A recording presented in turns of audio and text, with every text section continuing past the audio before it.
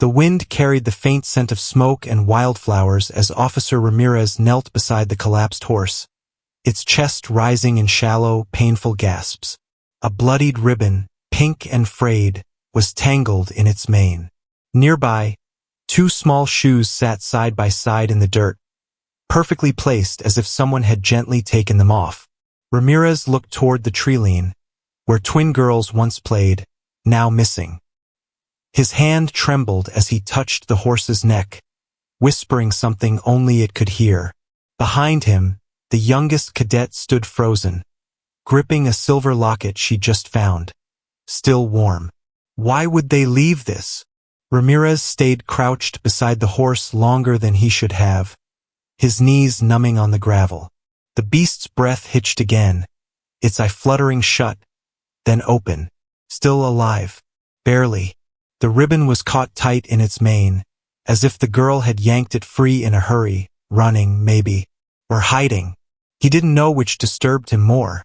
A breeze rustled the tall grass beyond the tree-line, whispering secrets he couldn't hear. The locket the cadet held gleamed faintly in the morning sun, delicate in her hand like it didn't belong here, too soft for the scene around them. Her knuckles were white around it. This belonged to one of them, she said softly, not looking up. Ramirez didn't respond. His mind was already elsewhere. A Sunday afternoon 2 years ago. His daughter, Elena, had fallen asleep in the back seat, a pink ribbon still tangled in her curls from ballet class. He'd sat in the driveway for 15 minutes longer than necessary, watching her breathe. His wife had told him not to get attached. Foster cases were temporary, never permanent, but Ramirez hadn't known how not to love a child who left her drawings on his pillow. The pink ribbon, the soft breathing, the unbearable quiet after she was taken away again. He stood slowly now, the weight of that memory pressing against his spine like age. "Search the woods," he said, voice low. They didn't get far. The cadet nodded, slipping the locket into an evidence bag with a gentleness that betrayed her youth. She couldn't have been more than 22, face still soft with the kind of hope the job hadn't scraped away yet. Her badge read Wells, a name that sounded like water but sat in her mouth like stone. They split directions, Ramirez tracing the edge of the brush where branches were broken, footsteps scattered like confessions. The silence was heavy, not just the kind that follows a scream, but the kind that lives before one. A silence full of dread, held breath, and something older. It reminded him of a hospital hallway at 3 a.m. Lights too bright, hope too thin. He found the first drawing pinned to a tree. Crayons. Purple sky, a house, two girls holding hands. The horse was there too, larger than life with gold around its hooves. Child's logic.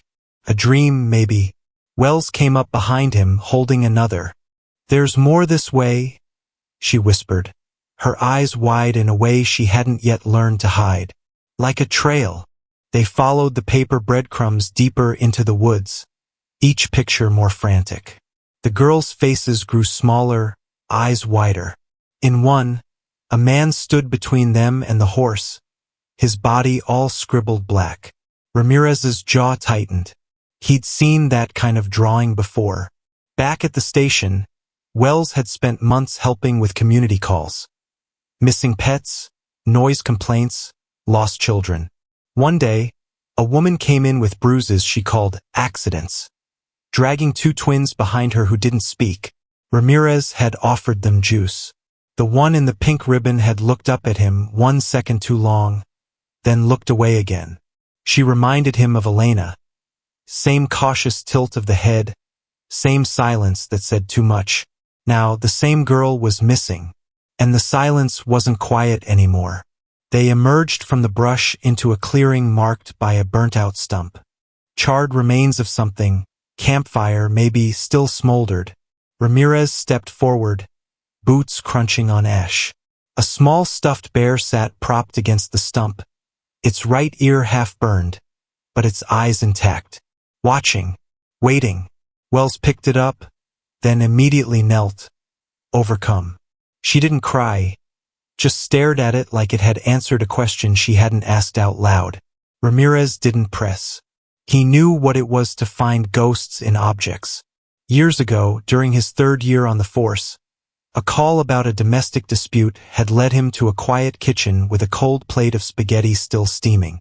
A girl, maybe 10, had scribbled something into a napkin and shoved it into his palm as they carried her father away in cuffs. "Tell my mom I love her, but I had to run." He still had the napkin. They didn't speak for a while. The wind moved through the leaves above them like breath. Somewhere in the distance, a dog barked, then silence again. Ramirez crouched and held the burnt bear between his gloved hands. They had a plan, he said, more to himself. They knew how to hide. Someone taught them. Wells looked up. "Do you think they did this alone?" He didn't answer right away. He was thinking of the horse. The way it had collapsed right where the trail ended, like it had brought them as far as it could before giving in. "Someone helped," he said finally. "But that help may run out." In a quiet moment, Wells stood and walked to the edge of the clearing, eyes scanning the trees. "Why would they leave the locket?" she murmured. Ramirez didn't respond. Maybe the girl had dropped it. Maybe she'd left it on purpose. A sign. A goodbye. A breadcrumb for someone who still cared. The sun had begun to lower, casting long shadows through the woods. For a moment, they both just stood there, listening to the hush of trees, the weight of questions they weren't ready to answer. Behind them, the horse let out one final, strained breath, and everything fell still. The sun slipped behind the canopy, and shadows thickened like secrets. Ramirez stood at the edge of the clearing, jaw clenched, arms crossed as if bracing for news he didn't want. Behind him, the bear sat at the base of the stump, its burned ear now a quiet accusation. Wells was on the radio, voice clipped, calling in backup to sweep the nearby trails. But even she knew the woods weren't going to give up the girls easily. Not tonight. Ramirez stepped away from the clearing, heading down a slope worn from footsteps. Each one brought him closer to something he wasn't sure he could face. They didn't teach you this in the academy, the sick feeling in your gut when the case feels too close. When their faces start to merge with someone you loved and lost. The ribbon, the locket, the horse, they weren't just clues anymore. They were memory traps. He reached into his jacket pocket and touched the worn edge of the napkin he always kept there. Still folded. Still heavy. He couldn't open it, not today. He already knew what it said. Wells caught up to him halfway down the hill, flashlight flicking across trees. "They weren't running from someone," she said. "They were running to something. Somewhere they thought was safe." Ramirez turned to her, and for the first time that day, his voice broke. Kids don't just run into the woods with a half-dead horse unless they believe the world behind them is worse. Wells blinked, stunned by the crack in his tone. The man who had barked orders this morning now looked like he hadn't slept in weeks. The lines on his face weren't just age. They were stories. Heavy ones. He saw her hesitate before she spoke again. "I ran once too." The words just slipped out. She didn't look at him, eyes fixed on the flashlight beam bouncing ahead. "I was 9. My mom passed out on the couch again. I packed my Barbie, a granola bar, and left. Thought the woods behind our house would take care of me. Thought I could live there, just me and the squirrels." Her laugh was short, embarrassed, but real. "Only lasted 4 hours. Cold, hungry. I came back. But that day, I felt free for the first time." Ramirez didn't say anything, just nodded once, deep and slow. Behind them, thunder murmured in the distance. The air was thicker now, storm-slick and restless. Leaves shifted overhead with every gust like something watching. They reached an abandoned shed at the edge of the forest. It looked like it hadn't been touched in years. Roof sagging, vines crawling up the sides, window long gone. But the door was cracked open. Ramirez pushed it gently, letting it creak on its rusted hinge. Inside, it smelled of old wood, mildew, and something more human, sweat, fear, maybe hope. A small blanket lay on the floor. 2 cups. A wrapper. The girls had been here. And then, on the windowsill, the other pink ribbon. Untied. Left deliberately. Wells picked it up with gloved fingers and stared at it like it was whispering. They waited for someone, she said quietly. And when no one came, they moved on. Ramirez crouched, scanning the floor. A crumpled piece of paper stuck beneath the blanket. Another drawing, this one barely colored, shaky lines. The twins huddled close, and a stick figure with a circle for a face standing behind them. No features. No smile. Just presence. They didn't know if it was a friend or a threat, Ramirez muttered. Wells sat against the wall, suddenly exhausted. Why would someone help them, then disappear? Ramirez knew, but he didn't want to say it, because the answer was too close to what he feared in himself. Sometimes people try to help and fail. Sometimes you give everything to protect someone and lose them anyway. He remembered Elena's last words before the state took her back. You promised I could stay. Outside, the wind howled. A branch scraped the roof like a fingernail. Wells flinched, her eyes darting toward the door. You okay? Ramirez asked softer now. No, she admitted. I keep thinking.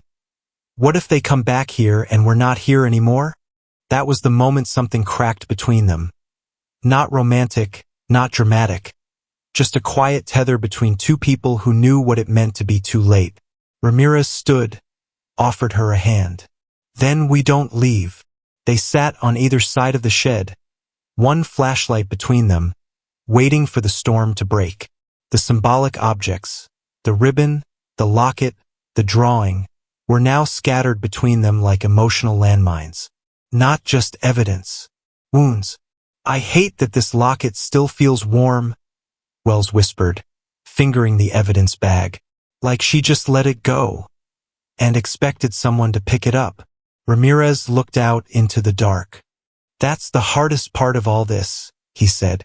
Knowing they still believed someone would find them. The thunder cracked louder now, lightning briefly illuminating the trees outside in harsh, skeletal lines. Inside the shed, the light flickered, and for a second, both of them looked older than they were, burdened by ghosts that weren't fully theirs. And then, quietly, Wells said something Ramirez would carry with him long after this case. The world breaks some kids so early. They learn to hide before they learn to speak. The wind blew harder, and neither of them spoke again.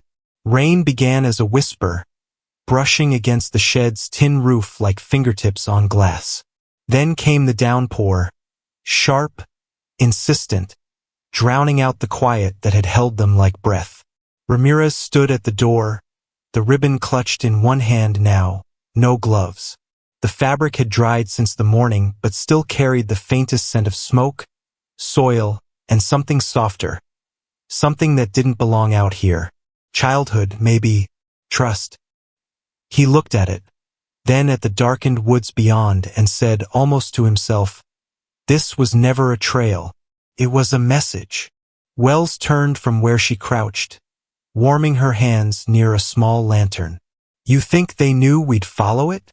No, he said, eyes narrowing. I think they hoped someone would. Lightning split the sky, illuminating the clearing in brief flashes. Ghost shapes between trees, tall shadows that vanished as fast as they came. Wells stood now too, watching him, the locket still in her jacket pocket. She stepped closer. What if we missed something? Her voice was tense, brittle. What if we waited here while they needed us somewhere else? We'd hear them, Ramirez replied. If they were close, they'd make noise. Wells shook her head.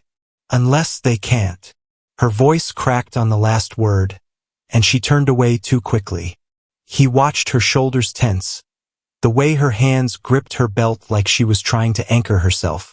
You've seen this before, he said quietly. This kind of silence. You recognize it. She didn't answer right away. Then, softly, I used to hide under the porch. For hours. I didn't cry. I didn't scream. I just waited. Thought if I stayed quiet long enough, the world would forget about me. Ramirez's hand tightened around the ribbon. And did it? No, she said. It remembered. But not the way I needed. For a long moment, neither of them moved. The storm outside made everything feel thinner, time, air, distance. As if something on the edge of the woods was inching closer with each flash of lightning. Then a noise. A sharp, irregular knock twice on the shed's far wall. Ramirez and Wells both turned, hands instinctively going to their holsters. Another knock. Slower this time. They exchanged a look. No words. Ramirez moved first, circling the shed's side, gun drawn but lowered. Wells followed, steps silent on the wet leaves. Behind the shed, crouched under a stack of rotted pallets, was movement. A small figure. Then another. The twins. The older one held her sister in a tight grip, eyes wide, wild. Her other hand clutched something. Something Ramirez recognized instantly. The second ribbon. He knelt slowly, lowering himself to their level, voice steady. It's okay. You're safe now. But the girl didn't move. Her eyes locked on Wells, then flicked to Ramirez. Her hand trembled, not from cold, but from fear. We don't have much time, she whispered. He's still out there.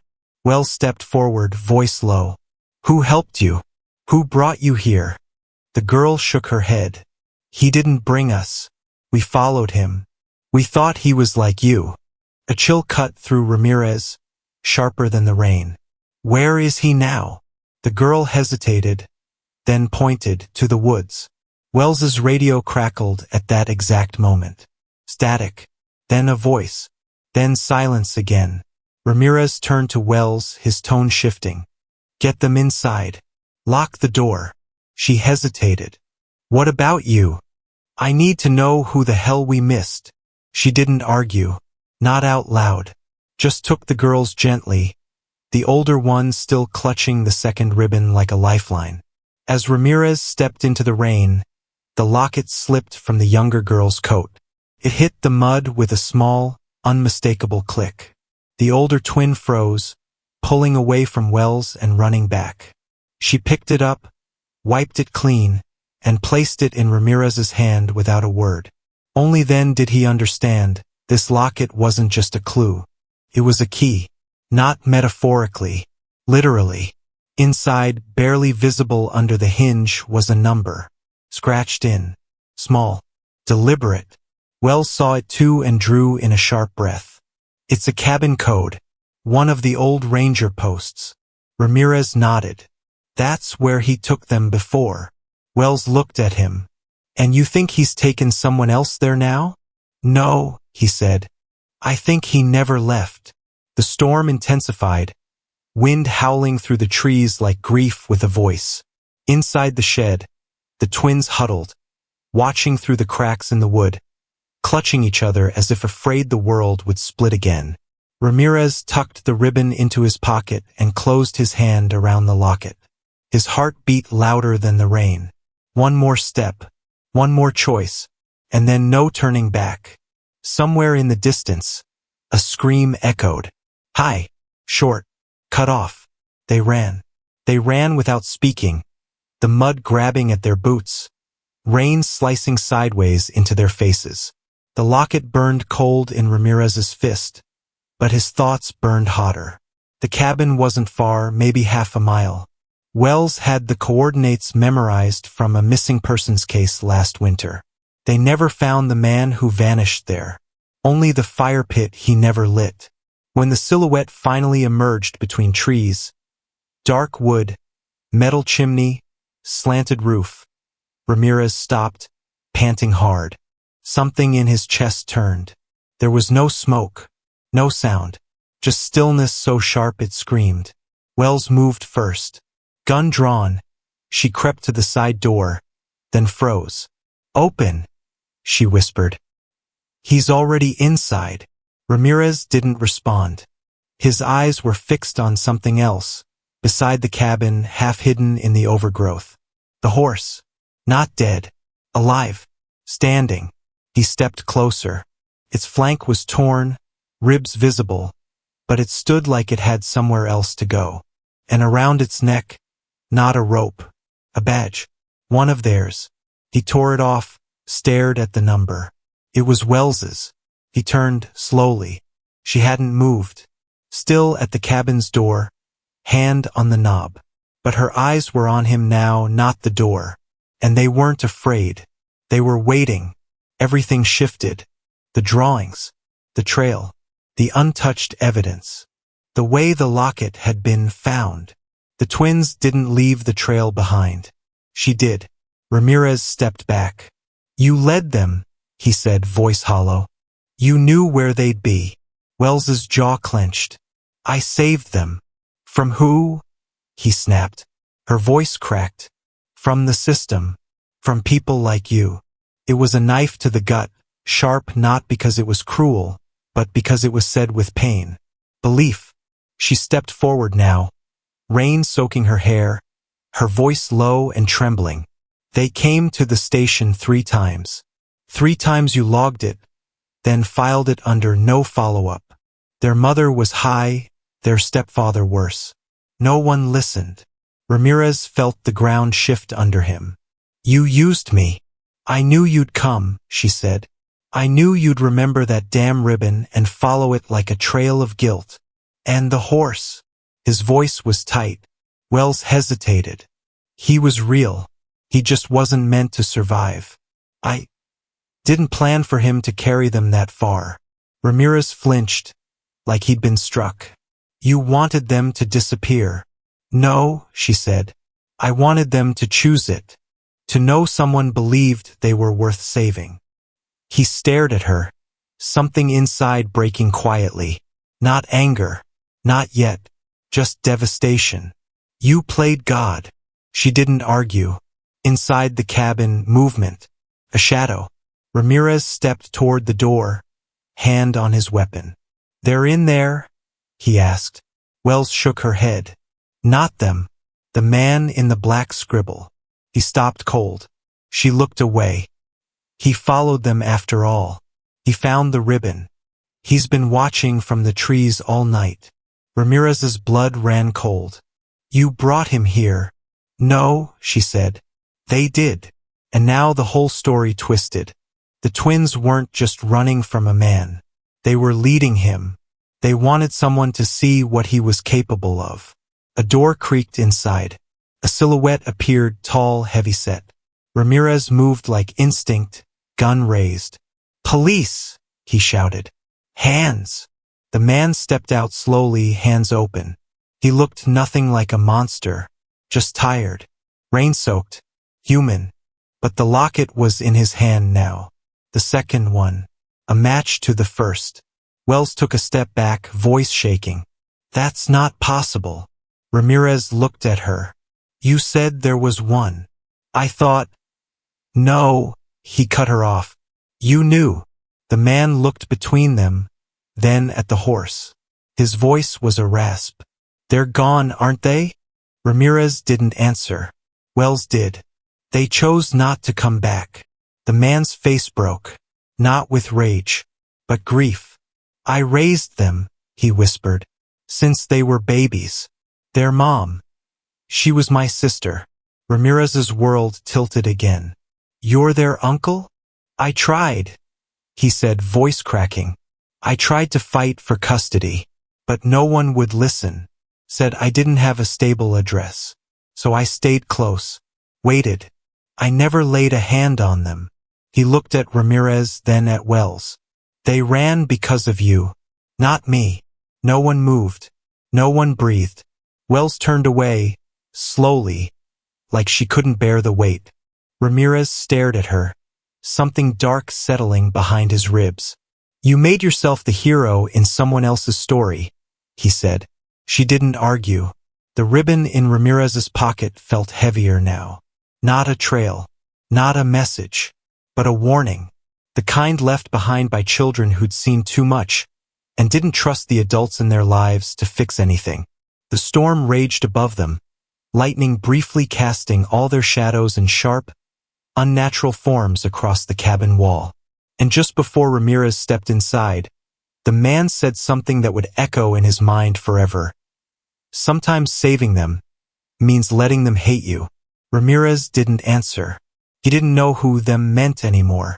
Inside the cabin, everything was quiet. Dust hung in the air, disturbed only by the slow, cautious footsteps of Ramirez as he stepped through the doorway. The light from his flashlight flickered across the walls. Peeling paint, 2 small cups on a table, a blanket folded neatly on a wooden bench. No signs of struggle, no signs of the twins.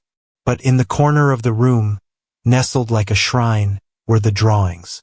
Every one of them, not scattered like before, but carefully arranged, taped side by side. In the center, a new one. 2 girls, a horse, and a man. But this time, the man wasn't scribbled black. He had a face, sad eyes, open hands. Ramirez stepped closer, the weight of the locket still in his hand, the ribbon still in his pocket. Both soaked now, but somehow heavier than anything he'd carried before. He looked around, and then he saw it, nailed to the back of the cabin door. A small scrap of notebook paper. He peeled it off, unfolded it. The handwriting was childlike but clear. "We're tired of running, but we won't go back unless someone finally sees us." Ramirez closed his eyes. He saw Elena again, sleeping in his back seat with the ribbon in her hair. Saw the moment he let the system take her back. Not because he didn't fight, but because he believed the rules would protect her. And now, the rules had left 2 girls hiding in the woods with a dying horse, a desperate uncle, and an officer who thought she was saving them by taking it all into her own hands. Ramirez turned back outside, where Wells stood soaked and silent, eyes locked on the man. "They trusted you," he said to her. "I know," she whispered. "You should have told me." "I didn't think you'd believe me," she said. "No one ever does." The man, the uncle, leaned against the porch railing, broken. "They left me a note, too. Said I had to let them go if I really loved them." He pulled it from his coat, his hand shaking. It was the match to Ramirez's. 2 halves of the same story. 2 adults, both trying to protect children they couldn't hold on to. Not without breaking something in them. Ramirez opened the locket again, really looked at it this time. Inside, tucked behind the scratched number, was a photo. Faded. A woman smiling, holding the twins when they were just babies. The same woman from the file. Their mother. The one no one could save from herself. This wasn't a case anymore. It hadn't been for a long time. It was a map of every failure that led them here. He stepped down from the porch and looked at the woods. Thick and breathing. The storm easing now into soft drizzle. "They're gone," he said, voice steady. "Not lost. Not taken. Just gone." Wells didn't move. The uncle nodded slowly. That's what they wanted. And Ramirez knew it was true. The girls had made the choice themselves. Not with hate, but with heartbreak. They didn't trust anyone to save them anymore. So they saved themselves. He pulled the ribbon from his pocket, soaked and stained, and tied it to the railing post beside the cabin door. The wind caught it lightly. It fluttered, just like it had in the horse's mane. Not a clue, not a cry for help, a goodbye. Then he turned to Wells. "What happens to you now?" She didn't answer right away, just looked down. "Whatever needs to." He nodded once. "Then come back to the station. Tell the truth. Every piece of it." She didn't fight him this time.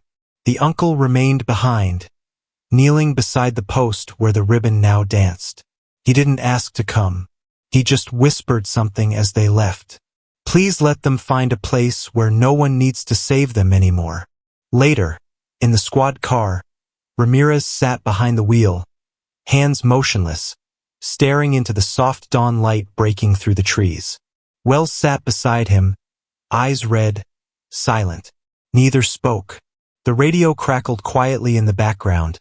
Calls, chatter, weather reports. Life moving on. Then Wells broke the silence. What if we never find them? Ramirez glanced down at the napkin in his pocket. The one from years ago, still folded, still ink-stained. He didn't need to open it. He already knew. He reached into the glove box and pulled out an evidence bag. Inside, the drawing from the cabin. The one with the man and the twins. He handed it to her. They were never trying to disappear, he said. They just wanted someone to see them for real. Before they did. And then, as the first bird sang through the trees and the ribbon flapped softly in the wind behind them, he added, "Some kids don't run to be found. They run so they don't forget who they are." And neither of them looked away. Weeks passed. The forest began to dry. Trails reopening under cautious boots. The earth breathing easier without storm clouds pressing it down. The cabin was boarded up, officially marked for demolition. Unofficially, it had become something else. A memory, turning point, a wound still fresh beneath the bark of trees. Ramirez stood there again, alone this time. No uniform. No badge. Just him. And the ribbon. It still fluttered from the porch railing. Frayed now, faded by weather, but somehow softer. It didn't feel like evidence anymore. It felt like permission to remember, to grieve, to keep walking. He sat on the steps where the twins once waited, where the locket had passed from hand to hand like a question no one wanted to answer. They'd never been found. Not a footprint. Not a sighting. No signal. Just one final drawing that surfaced in a ranger's mailbox a week ago. 2 girls. No horse. Just trees. And the words, "We are not afraid anymore." He kept that drawing in his coat. Wells had resigned. Not in shame, but in truth. She turned in her badge the same day she showed up at the girls' school, waiting on the sidewalk until the bell rang, just in case. But they never came. Ramirez had watched from the car. She'd stood there a long time, staring at the empty steps, then slowly walked away. Now everything was quieter. No chasse. No case. But the echo remained. That morning in the woods. The horse. The shoes left perfectly side by side. He remembered kneeling there, his hand on its flank. The wind carried the scent of smoke and wildflowers. He hadn't known what was coming. Not then. And yet somehow they had. He reached into his pocket and unfolded the napkin he'd carried for years. The one from another child who'd run, who'd asked only to be remembered. "Tell my mom I love her." But I had to run. He'd always read that line as sorrow. Now he read it as something else. Strength. A child's impossible wisdom. That sometimes love means leaving behind what hurts, even if it means going alone. The story had never been about a dying horse or the police force being shocked. That was the headline, maybe, the noise. But the truth? The truth was that 2 girls had written their own ending when no one else would write one that let them survive whole. They didn't want rescuing. They wanted freedom. Wells had said once, "The world breaks some kids so early. They learn to hide before they learn to speak." He understood now. The girls had stopped hiding. The silence that used to wrap around them like a shroud, it had become their voice, their refusal, their goodbye. He stood, brushed the dirt from his coat, and looked at the trees one last time. He didn't expect them to appear. He didn't expect the ribbon to fall or a clue to surface. Some endings come not with answers, but with the grace to stop asking. Before he left, he tied something to the porch beside the ribbon. A second ribbon. Elena's. The one he'd kept since the day she was taken from his car, tucked into the corner of the seat. He tied it loose. No knot. Let the wind have it if it wanted. Let it go where it needed to go. As he walked back to the car, the trees whispered again, soft, almost approving. Not haunted, but alive in a way they hadn't been before. Later, at home, Ramirez pulled out the final drawing again. He stared at the 2 small figures drawn with such care. No longer afraid. no longer needing to be found, just being. That was enough. On the back of the paper, barely visible in pencil, was one more line. We remember who we are. Do you? He didn't know what it meant fully, but he would carry it anyway, because sometimes the most powerful stories aren't the ones that end with resolution, but the ones that leave a question inside you can't quite answer. He folded the paper gently, and this time he didn't file it away. He framed it, next to his daughter's photo, and as the sun dropped outside, casting shadows across his living room floor like quiet roads leading somewhere unknown, Ramirez sat in silence, grateful not to understand everything, just grateful they had been seen.